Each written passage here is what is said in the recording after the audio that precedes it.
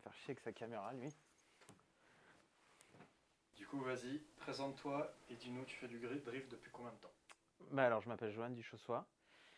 J'ai 34 ans et j'ai jamais drifté de ma vie.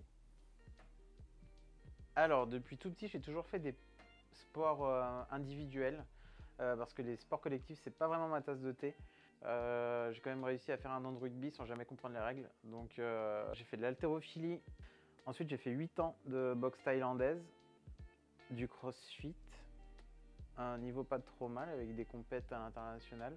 Et puis c'est tout probablement. Ah si non, j'étais quand même allé jusqu'en ceinture orange de karaté. Je vais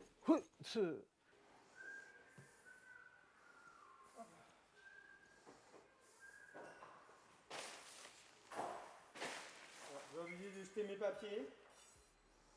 Alors, ça c'est pas acheté mon patron. Hein.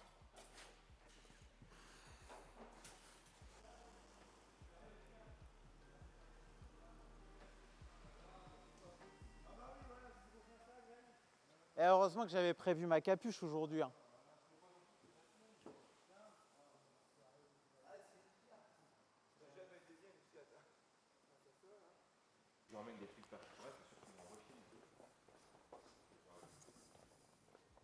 Pasquale Tub. Il faut qu'on filme là. Mais genre tu la pètes trop. Non, pas du tout. C'est juste qu'ils viennent de m'expliquer comment faire. Donc, Genre là tu fais des trucs que je sais absolument pas faire du tout. Bah oui, parce que t'étais pas là à la formation. Bah ouais, j'ai fait exprès, comme ça vous allez pas me demander de le faire.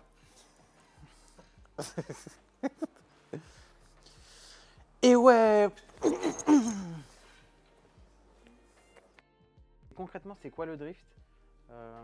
Bon, évidemment, on a tous pris des virages en glisse avec nos voitures, etc., les freins à main et machin. Je saurais pas te dire ce que c'est réellement, mais en tout cas, je peux te dire ce que ça représente pour moi. C'est une sensation un peu de légèreté où tu lâches prise et en même temps, tu dois garder le contrôle. Un peu comme une danseuse, en fait, qui est sur la piste et qui fait son tracé, quoi. Elle fait son petit parcours. Je sais pas, je trouve ça vraiment beau, le drift. On a prévu avec Michou de couper derrière et tout. Donc en fait j'ai peur qu'il y ait beaucoup de poids à l'avant et rien du tout à Parce que l'avant. là, toute la partie où il y a la plage arrière, etc., tout ça, tu coupes, Michou? Ouais, la plage arrière je la coupe parce que même si on ne fait pas...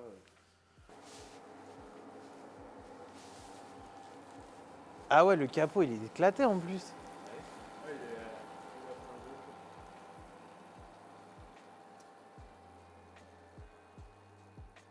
Ok, alors moi c'est Jordan Lapelosa, ça fait à peu près 5 ans que je fais du drift, au championnat de France de drift et à l'international. J'ai déjà gagné 2 fois au championnat en catégorie loisirs et actuellement on est 13e du championnat en catégorie élite. Le drift c'est tu prends une voiture et tu fais tout ce qu'il ne faut pas faire avec une voiture, c'est-à-dire la mettre en travers, faire la plus belle ligne possible et des juges te jugent, d'où son nom, et te met une note et selon les notes tu fais de la compétition. Et la première place, Jordan Lapelosa. En gros, c'est ça. Un beau jour, Johan il vient me voir, il me dit il y a un gars, c'est un influenceur, il veut faire un projet avec nous, il veut tourner sur la casse, j'ai pas trop compris, ou quand même voilà, est-ce que tu peux gérer et voir si ce projet c'est viable ou pas et qu'est-ce qu'on peut faire avec. La première fois que j'ai entendu parler de Eurocast, c'est quand j'ai eu ce projet de faire une vidéo un petit peu type Ken Block. Et pendant des années, j'ai cherché un endroit qui pourrait nous accueillir pour faire ce genre de tournage. Personne nous a fait confiance jusqu'à temps que je rencontre Johan et qu'il nous dise bah écoute, moi ça me dirait bien, ça peut être cool pour Eurocast et pour vous. Bon, déjà, c'est simple au départ, je voulais pas en entendre parler de Jordan. Et en fait, il nous a exposé toutes ses idées, donc des cascades, en interaction avec nos outils, donc le Manitou, la grue, etc. Et on reçoit pour la même date, enfin pour le jour d'après, la dernière étape pour la certification ISO. La certification ISO pour un centre BHU, c'est très important parce qu'en fait, c'est la base de tout ce que c'est sécurité et pour les employés et pour l'environnement. Donc là, on s'est dit, enfin moi je me suis dit, est-ce que c'est un signe? Dans le sens que il faut laisser tout tomber. Et Johan il me fait comprendre tout de suite que c'est pas quelque chose qui reste dans ses priorités, en tout cas sur le moment. Et le truc, c'était vraiment Julia quand elle m'a dit s'il pète un truc dans la casse, et moi je m'étais dit, mec, la formation ISO, ça fait plus d'1 an et demi que Julia elle est dessus. C'est ça. Si juste pour une histoire de drift, je me fais péter la certification ISO alors que ça me coûte des ronds, Ouais, c'est ça. c'est clair et net, c'est non.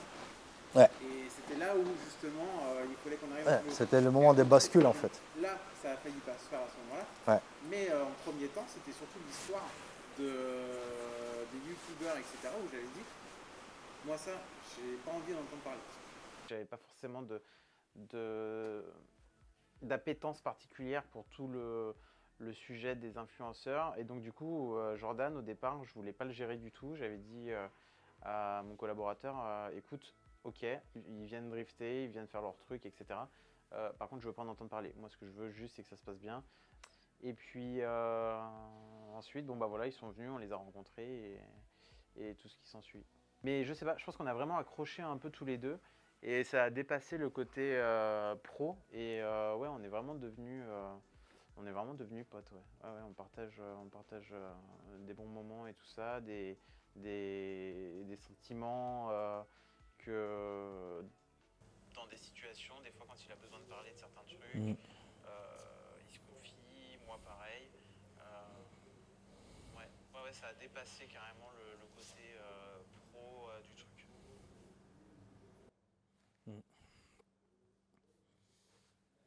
Connard, tu vas me faire chialer. Non mais ouais, il a tout dit en fait, c'est plus qu'un sponsor de toute façon, c'est... Je demande beaucoup de conseils à Johan dans ma vie, dans plein de choses, c'est vraiment beaucoup plus qu'un sponsor. Ouais, dès que ça va, enfin c'est pas que dès que ça va pas, mais quand ça va pas, quand je suis content je l'appelle, c'est un pote en fait, c'est un ami. En fin de compte, voilà, mais on c'est très souvent au téléphone, et puis il y a un réel projet de lui à prendre le drift, moi aller chercher plus haut. Enfin, tous les deux on se pousse, moi je le pousse à vraiment commencer dans le drift. Lui il est ultra motivé, moi je suis ultra motivé à lui apprendre ce que je sais faire et le peu que je sais faire. Et en fait, on se pousse tous les deux vers le haut. Et je pense qu'un ami, c'est ça, tu pousses l'autre à aller plus haut. Voilà, c'est tout. C'est aussi simple que ça. C'est valide quand il a un truc dans la tête. Ah non. Là, en plus, à mon avis, il a rendu une vidéo. Ouais, un peu. Il a dû se coucher vers 4-5 heures. Donc là, un vrai effort pour lui. Pourquoi il se lève aussitôt? Le fameux club BLT. Il y a eu du nettoyage déjà là. Ouais, il y a pas mal de... De ouf, hein.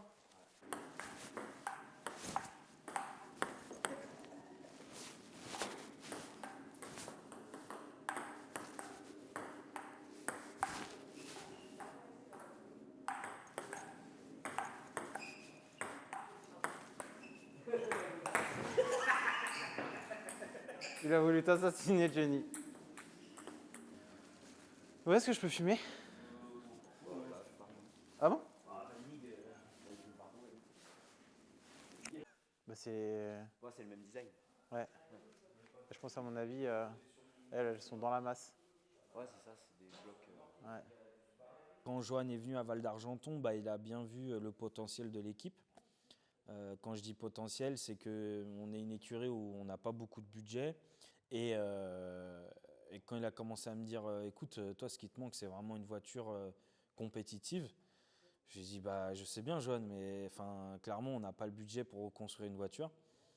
Et quand j'ai commencé à voir qu'il était chaud pour peut-être investir dans l'écurie, investir en moi, investir dans l'équipe, je me suis dit, mais c'est. Enfin, ça arrive, mais jamais, quoi. Enfin, c'est.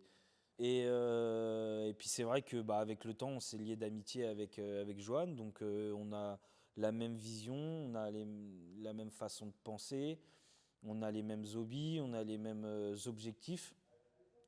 Donc forcément, quand tu as ton sponsor qui a les mêmes objectifs que toi, voire même que c'est ton sponsor qui te pousse à aller plus loin dans tes objectifs, forcément c'est le bonheur, quoi.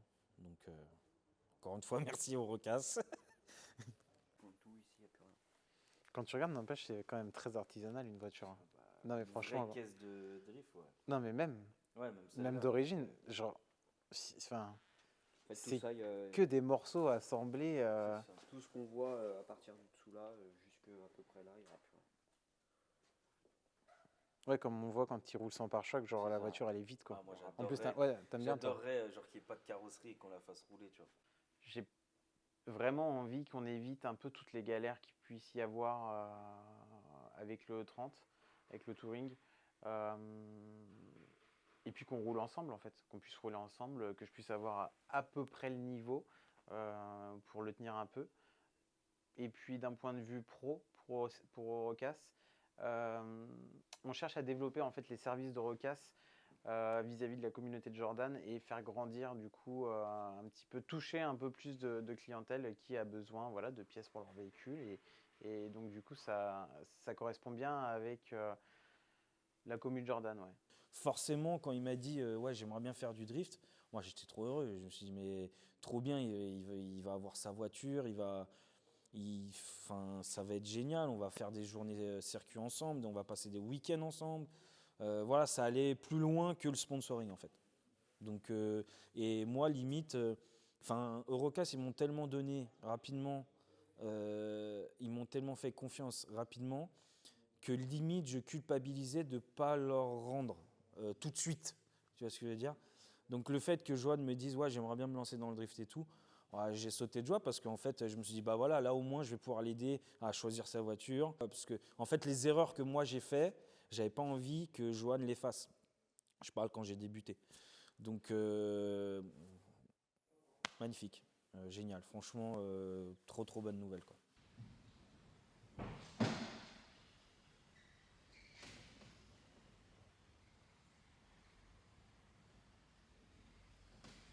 Mais il y a quelqu'un qui a mis son pied sur mon sac ou quoi là? Celui-là, là. Les deux partent en dessous. Regardez, bon là il y a pas de marche à la place. Ah si, c'est peut-être faisable, mais ça va être au millimètre. Ça peut se faire, mais ça va être au millimètre. Non, ça va être nickel. Ça va être nickel.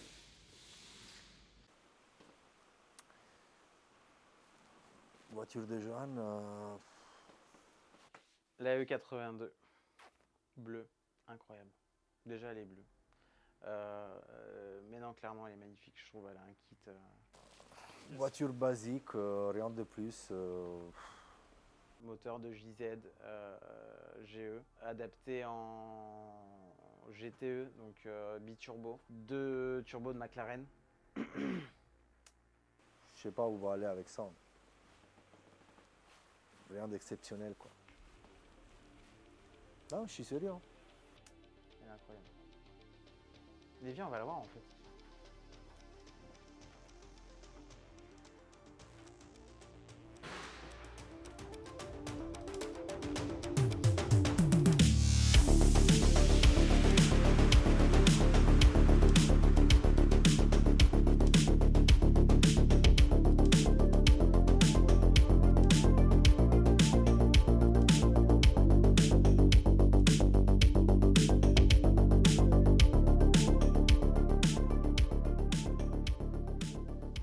Donc voilà, la petite E82. Donc comme on l'a dit, hein, moteur de JZ. Les deux petits turbos. McLaren. Elle a des pneus aussi. Bien. Pour drifter, c'est bien. EQ Master Black aussi. Donc ça c'est quand même plutôt cool. Pour gérer la carto comme on veut. Et puis non voilà, après Elle est ressautée, complète. Elle est incroyable, quoi. Enfin, en tout cas, pour moi, elle est incroyable.